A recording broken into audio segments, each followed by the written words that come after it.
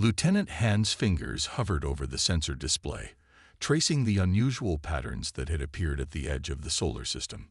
The readings couldn't be natural phenomena. They moved with purpose, adjusting course in ways that asteroids or comets never would. "Captain," he called, his voice steady despite the racing of his heart. "I'm detecting multiple objects approaching from the Kuiper Belt. Speed and trajectory suggest artificial origin." Captain Ryu looked up from his command console aboard the U.S. Planck, humanity's first string theory-capable vessel. The ship hung in lunar orbit, its construction nearly complete after 3 years of secretive development. "Show me," he ordered. The main screen filled with sensor data. 12 objects, moving in formation, decelerating as they approached Neptune's orbit. Captain Ryu's military training kicked in immediately. He opened the ship-wide communication channel. "All personnel, this is not a drill. Possible first contact scenario in progress." In the central laboratory of the Planck, Professor Kim Jae-woo was calibrating the string theory drive when the announcement came through. His hand stilled on the controls. 3 years ago, he had been a theoretical physicist at the Korean Institute of Advanced Physics, pursuing questions most considered purely academic. Now his equations were powering humanity's most advanced vessel. Dr. Park Sunbae looked up from her workstation. "Could it be them?" she asked quietly. "The ones the radio astronomers detected last year." The brief, unexplained signals from the direction of Ta City had caused a stir in scientific circles, but without confirmation, most had eventually dismissed them as equipment malfunction or natural phenomena. "Whoever they are," Professor Kim replied, "they're about to meet a humanity they weren't expecting." He remembered the day that had set everything in motion. The holographic display in his lab had shown the final proof. String theory wasn't just a mathematical curiosity. The 11-dimensional structures that formed the foundation of reality could be manipulated with the right application of energy. The implications were staggering: faster than light travel, dimensional phasing, gravity control. Dr. Park had seen it too. Her background in quantum engineering had provided the practical applications that his theoretical work needed. Together, they had opened a door that humanity had only dreamed about in science fiction. The military had recognized the implications immediately. General Lee had arrived at their laboratory with a team of government officials and a classified proposal. Project Ouroboros would create a vessel capable of using string theory for propulsion and defense, a ship that could outmaneuver anything in the universe. "We don't know what's out there," General Lee had told them, "but we need to be ready." Now, 3 years later, that foresight seemed almost prophetic. On the bridge, Tactical Officer Captain Song reported, "The objects have adjusted course again, sir. They're heading directly for Earth. Current speed indicates arrival in 3 days."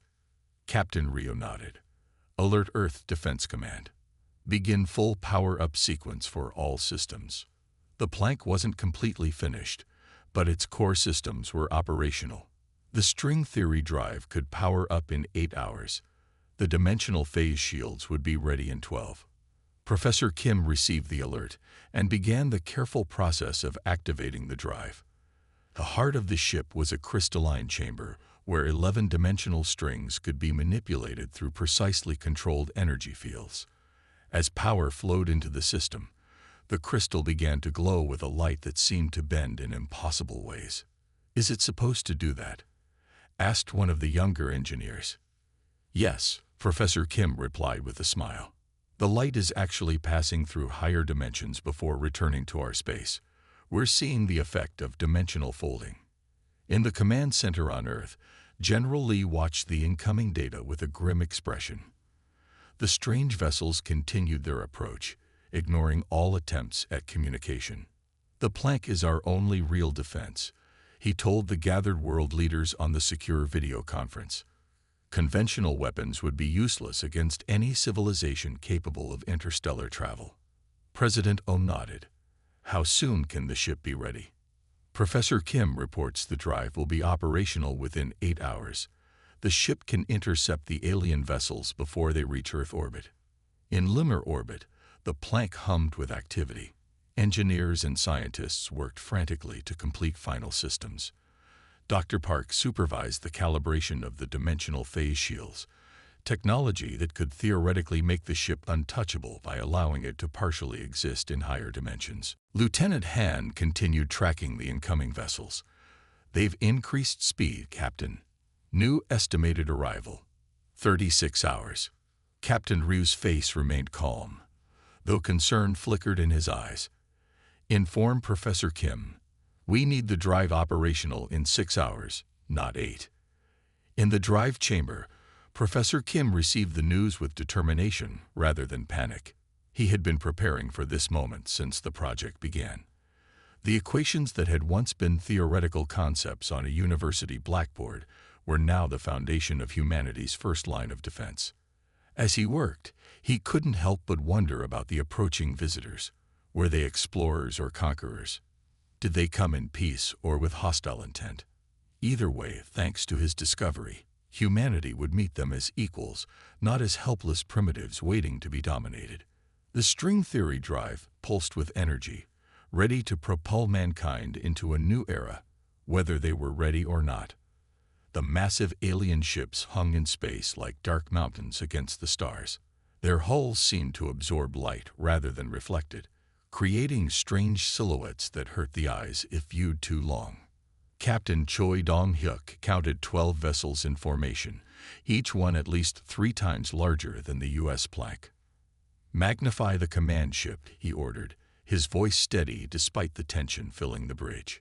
The main screen shifted, focusing on the central vessel. Unlike the others, this ship glowed with lines of blue energy that pulsed across its surface in patterns that suggested language or mathematics. "No response to our hails, Captain," reported Communications Officer Ba. She had been trying all frequencies and even basic mathematical sequences, universal patterns that any advanced civilization should recognize. Captain Choi nodded. The aliens had ignored all attempts at communication since their arrival in the solar system. They had pushed past the automated warning beacons at the edge of Neptune's orbit without slowing. Their current trajectory would bring them to Earth within hours. "What are their weapons capabilities?" he asked. Tactical Officer Jin studied his readings. "Unknown, sir. Our sensors detect energy signatures unlike anything in our database. They appear to be powering something along their hull sections." Captain Choi made his decision. "We've tried the diplomatic approach. Now we show them what humanity can do." He turned to his first officer. "Commander Park, battle stations." Throughout the plank, warning lights flashed as crew members secured stations and prepared for potential combat. In the engine room, Engineer Lee monitored the string theory drive as it hummed with energy, ready to tear a hole through the fabric of reality itself. "String drive at full capacity, Captain," Lee reported over the comm. "Dimensional coordinates locked for translocation." Captain Choi took a deep breath. This would be the first combat use of the string drive, technology that allowed the ship to slip between dimensions and reappear anywhere in normal space. The theoretical risks were substantial, but the aliens left them no choice. "Execute," he ordered. For a brief moment, the bridge crew felt a strange sensation, as if their bodies existed in multiple places simultaneously. The view screen showed a blur of colors that human eyes were never meant to perceive. Then reality snapped back into focus.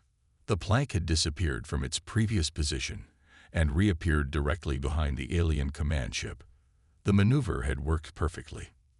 "They're turning to face us," reported Officer Jin. "Their energy signatures are fluctuating. I think we surprised them." Captain Choi allowed himself a small smile. "Good. Officer Ba, open all communication channels and broadcast on all frequencies. Let's try talking again, now that we have their attention." The communications officer worked quickly. "Channel open, sir." "Attention unknown vessels," Captain Choi spoke clearly. "This is Captain Choi Dong-hyuk of the Earth vessel U.S. Plank. Your presence in our solar system without communication is considered potentially hostile. We request immediate dialogue." For several tense seconds, nothing happened. Then the main screen flickered, and an image appeared. The alien commander stood in what appeared to be the bridge of their vessel. Its body was vaguely humanoid but taller, with skin that seemed partially crystalline, refracting light in strange patterns. Its features were angular, with no clear mouth, but 6 eyes arranged in a circle where a human face would be. A series of musical tones emanated from the speakers. Then, surprisingly, words formed. The alien vessel had some kind of translation system. "Impossible," the translation stated. "Your species should not possess this technology. Our surveys indicated a primitive civilization, barely capable of reaching your own moon." Captain Choi maintained his composure, though inwardly he felt a surge of pride.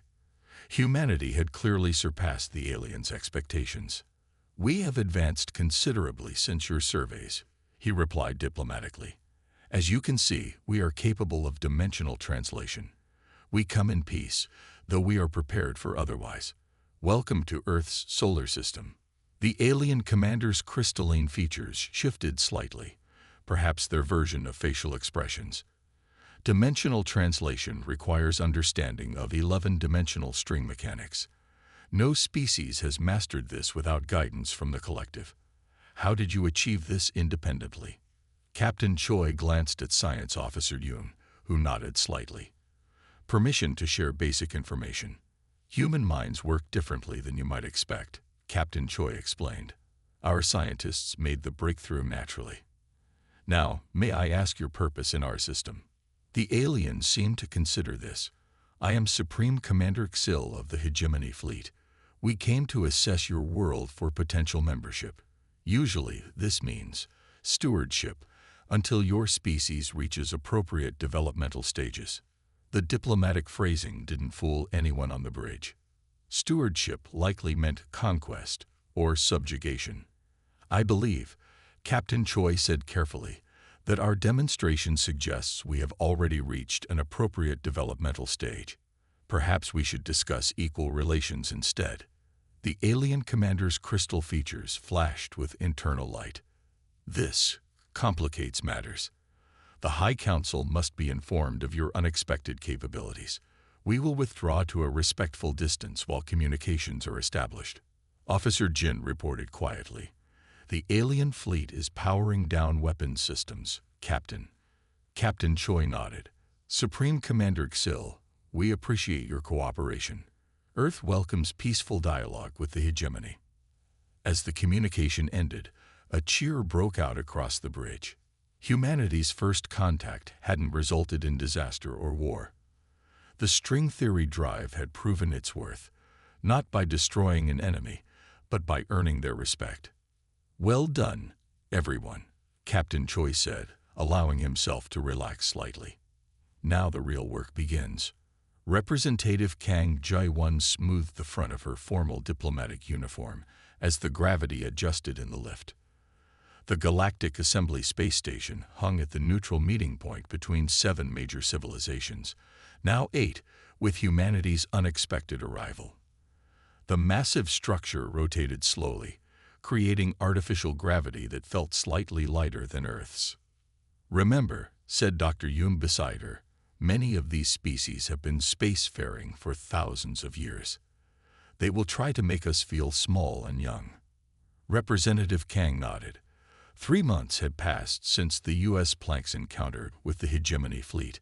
What had begun as a potential invasion had transformed into tense diplomatic relations.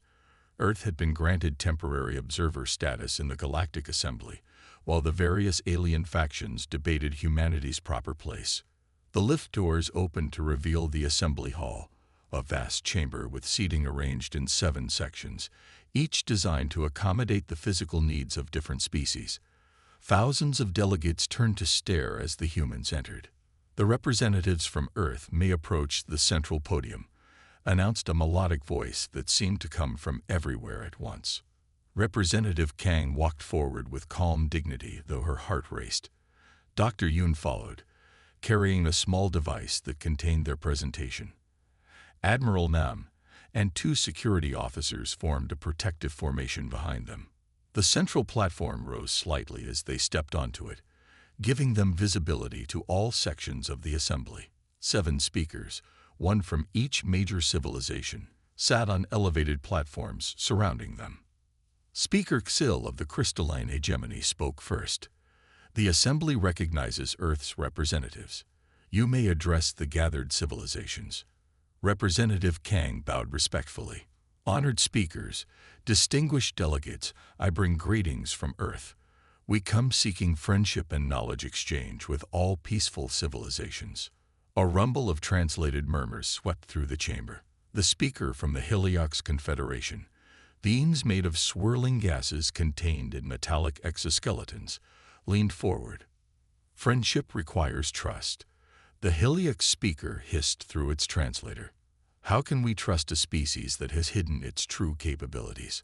Our surveys classified humans as pre-spacefaring primitives merely decades ago. Representative Kang maintained her diplomatic smile. We did not hide our capabilities. We developed them rapidly. Humanity has achieved what you call impossible because we think differently. Our brains evolved to see connections others miss. Dr. Yoon activated the holographic display. A complex model of string theory physics appeared above the podium, showing 11-dimensional structures twisting in ways that made several delegates shift uncomfortably. Our string theory approach doesn't violate universal laws, Dr. Yoon explained, his voice calm and measured. It simply operates on principles you haven't discovered. Human minds are particularly suited to identifying patterns across dimensional boundaries. The Aquatic Union speaker, a being with translucent blue skin, moved forward with obvious interest. Is it true that your vessel, the plank, can phase between dimensions without a stabilization field? Yes, Dr. Yoon confirmed. Though I cannot share the specific mechanics, the principle relies on controlled quantum fluctuations within a crystalline matrix. The Heliox speaker's metallic body emitted angry red flashes. This technology could destabilize power balances that have maintained peace for centuries. Humanity must share this knowledge with the Assembly for proper regulation. Representative Kang responded firmly. Earth respects the Assembly's traditions, but like all sovereign worlds, we reserve the right to protect our technological developments.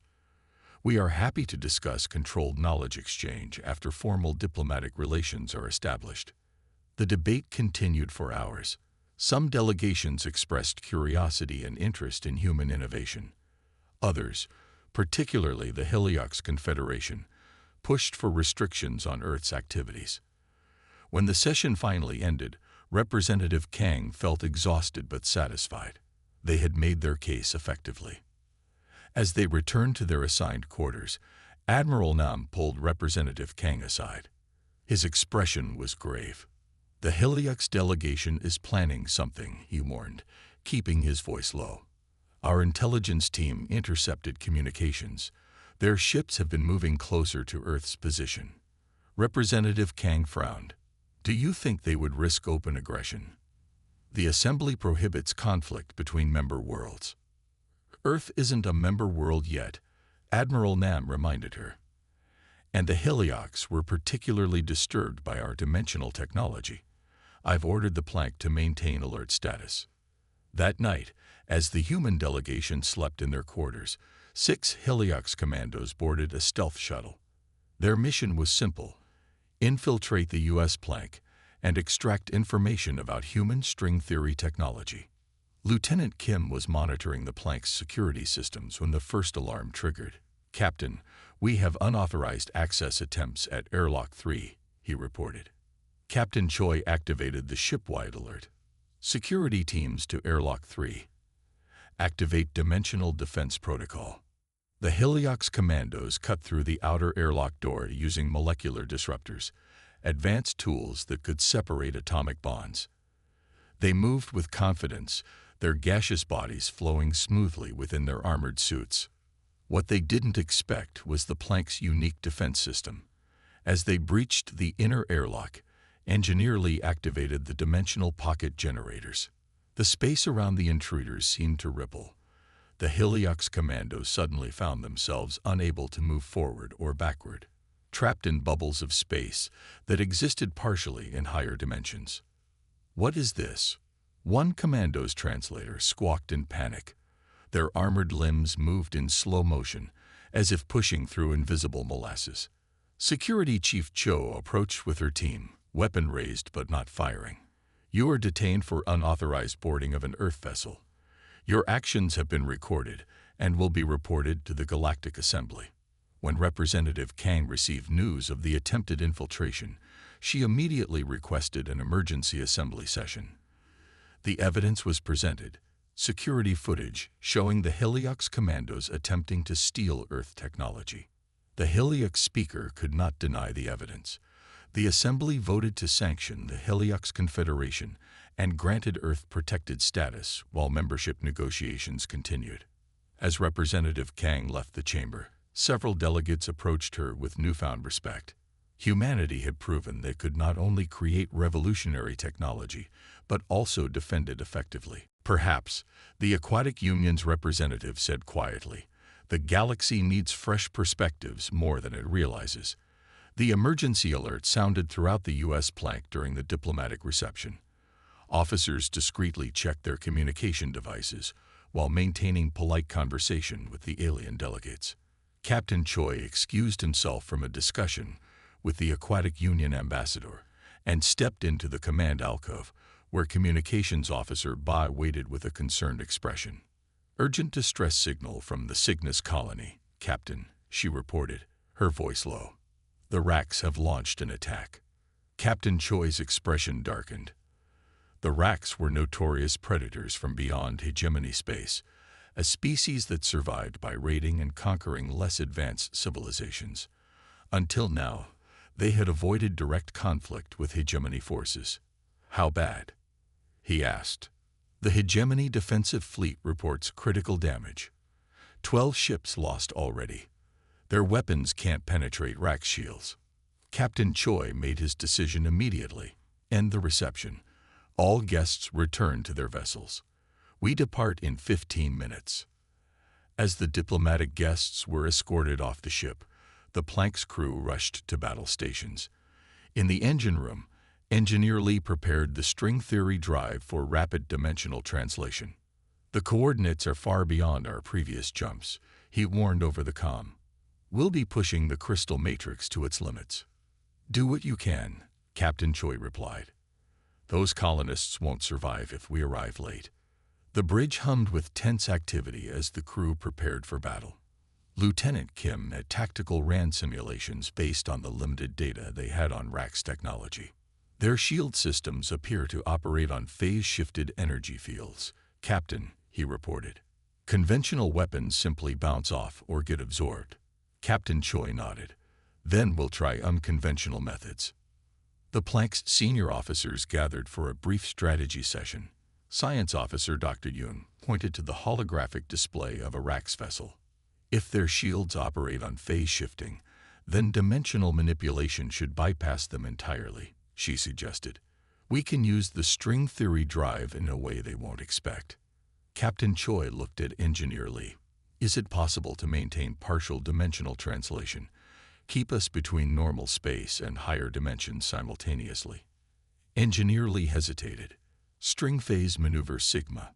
We've simulated it, but never attempted it in real conditions. The strain on the crystal matrix would be enormous." "Can it be done?" Captain Choi pressed.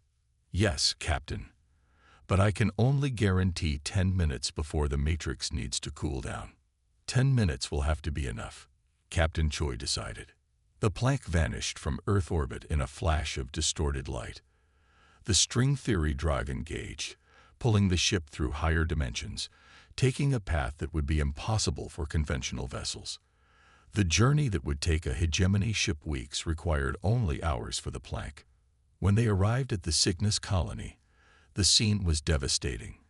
The orbital platforms were in flames. On the surface, cities burned. The hegemony defensive fleet had been reduced to 3 ships, desperately trying to defend the planet against 15 massive Rak's vessels. "All crew to battle stations," Captain Choi ordered as the plank emerged from dimensional space. "Hail the hegemony flagship." The main screen flickered to show the battered bridge of a hegemony cruiser. Admiral Xer's crystalline features were cracked from battle damage. "Humans, why have you come?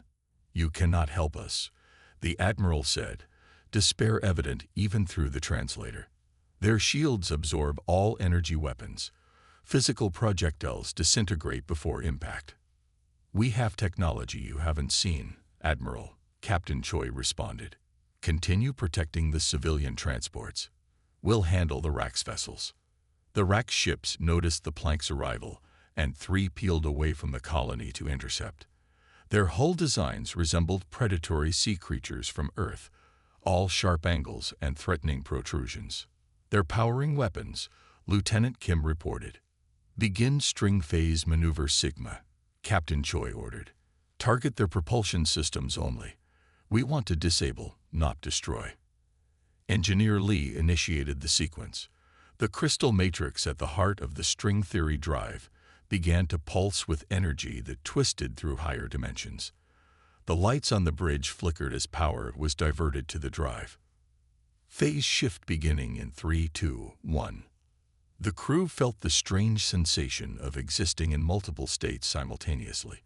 Through the view screen, the universe seemed to gain additional layers, ghostly outlines of objects as they existed across different dimensional planes. The plank moved toward the approaching Rax vessels, which immediately opened fire. Energy beams passed harmlessly through the partially phased ship. "Their weapons can't touch us," Officer Bay reported with barely contained excitement. "Take us directly through their formation," Captain Choi ordered. The plank accelerated, aiming straight for the lead Rax ship. As they passed through its shields as if they weren't there, Engineer Lee activated precision string pulses, focused bursts of multidimensional energy that disrupted the Rax ship's engines. One by one, the plank moved through the Rax fleet, disabling propulsion and weapons systems without destroying the vessels. The Rax commanders, faced with an enemy they couldn't hit or understand, began to retreat. From the hegemony flagship, Admiral Xer watched in astonishment. "One ship," the Admiral said to his second-in-command. "One human ship did what our entire fleet could not." When the plank finally disengaged the string phase maneuver, the crystal matrix was glowing white-hot from the strain. Engineer Lee reported multiple systems on the verge of failure. But the Rax fleet was retreating, their predatory confidence shattered by technology they couldn't comprehend. Captain Choi opened a channel to all remaining ships in the system. "This is Captain Choi of the Earth vessel Plank. The immediate threat has been neutralized. We stand ready to assist with rescue and recovery operations." As the message went out, Science Officer Dr. Yoon approached the captain quietly. "The Rax will return once they adapt their technology," she warned. Captain Choi nodded. "Yes, but by then, they won't just be facing one Earth ship. They'll be facing an alliance." The Hegemony Admiral requested permission to board the plank. When granted, Admiral Xer approached Captain Choi with a formal bow, a gesture the crystalline beings reserved for equals. "The Hegemony has underestimated humanity," the Admiral acknowledged. "Today you have earned not just our gratitude, but our respect." The grand chamber of the Galactic Council glittered with light reflected from the crystalline walls. Representatives from 23 spacefaring civilizations gathered in the circular space, all eyes on the central platform where the historic treaty would be signed.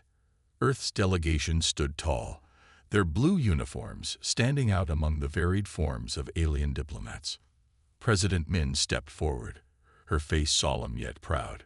6 months had passed since the Battle of Cygnus Colony, where the U.S. plank had single-handedly turned the tide against the Rax invasion. What had begun as a tense first contact had transformed into something unprecedented: respect for the young human civilization. "Today marks a new chapter for all our peoples," President Min said, her voice carrying through the translation field. "The old hegemony system served its purpose, but the time has come for true partnership among equals." The crystalline speaker nodded, light playing through his translucent form. "We recognize that age does not always equal wisdom," Nor does technological advancement in one area mean superiority in all things. One by one, the representatives signed the document that dissolved the ancient hegemony and established the Galactic Alliance, a cooperative body where all member species had equal standing. When President Min added her signature, completing the treaty, the chamber erupted in a cacophony of sounds that the translators interpreted as applause. Earth had achieved what diplomats had thought impossible just 1 year earlier. Humanity would join not as a subject world to be guided and controlled, but as a founding member with full rights and responsibilities. Later that evening, on the observation deck of Earth's orbital station, Representative Kang watched the celebrations with a mixture of pride and caution. "We've come so far in such a short time," she said to Admiral Nam, who stood beside her. "From near invasion to equal partnership." Admiral Nam nodded. "String theory changed everything. But we must remain vigilant. Not all species are happy with the new arrangement."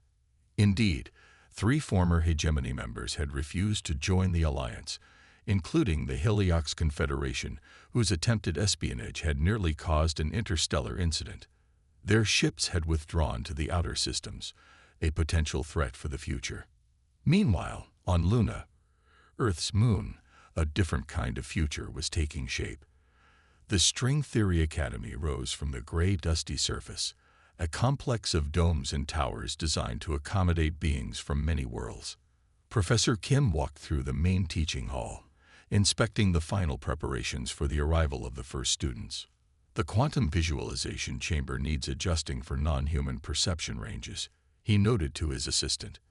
"The Aquatic Union students perceive light spectrums we cannot see." General Lee entered the hall, his military uniform contrasting with the academic setting.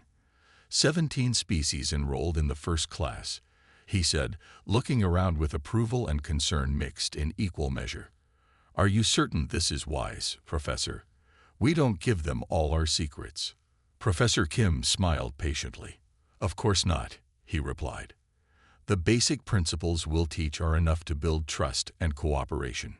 Besides, their perspectives might help us see what we've missed. Scientific advancement has always thrived on diverse viewpoints." The general nodded reluctantly. "Just remember that string theory is still our primary advantage. The racks will return eventually. And when they do, they'll face not just humans, but an alliance skilled in dimensional physics," Professor Kim countered. In Earth orbit, the finishing touches were being applied to humanity's newest vessel, the Horizon. Unlike the Plank, which had been designed as a defensive ship, the Horizon was built for exploration.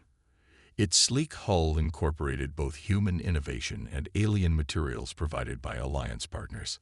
On the observation deck, Captain Choi met with his new crew. The bridge officers included humans alongside representatives from 3 other species, an arrangement unique in galactic history.